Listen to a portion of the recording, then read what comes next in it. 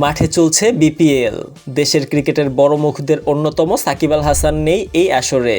সামনে চ্যাম্পিয়ন্স ট্রফির বৈশ্বিক আসর। তার আগে দেশি ক্রিকেটারদের জন্য নিজেদের ঝালিয়ে নেয়ার মঞ্চ এবারের বিপিএল।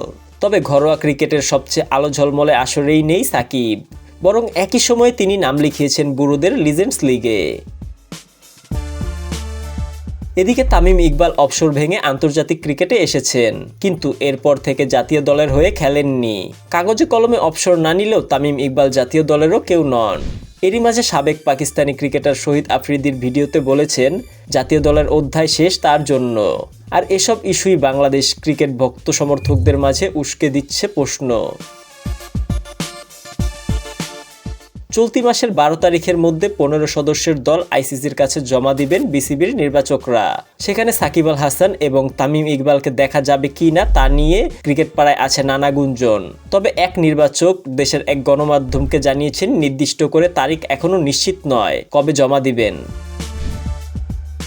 পরের প্রশ্নটা ছিল সাকিবের এবং তামিমের খেলা নিয়ে। সেই নির্বাচক জানালেন বোর্ডের তরফ থেকে এখনও নির্দিষ্ট করে কিছুই জানানো হয়নি। সবকিছু নিশ্চিত হয়েই পাঠানো হবে দল, যদিও দল জমা দেওয়ার পর নির্দিষ্ট কিছুদিন সময় থাকে পরিবর্তন করার। এখন দেখার অপেক্ষা এই দুই তারকাকে দেখা যাবে কিনা। এর আগে সাকিবের চ্যাম্পিয়ন্স ট্রফি খেলা প্রসঙ্গে বোর্ড সভাপতি ফারুক আহমেদ জানিয়েছিলেন সাকিব ও ক্রীড়া মন্ত্রণালয়ের সঙ্গে মাঝে মাঝে যোগাযোগ চলছে। তিনি নিজেও মন্ত্রণালয়ের সঙ্গে কথা বলে তাকে দলে ফেরানোর চেষ্টা করবেন। ফারুক আহমেদ বলেছিলেন সাকিবের এখনও অবসর হয়নি, তেমন কিছু হয়নি তার।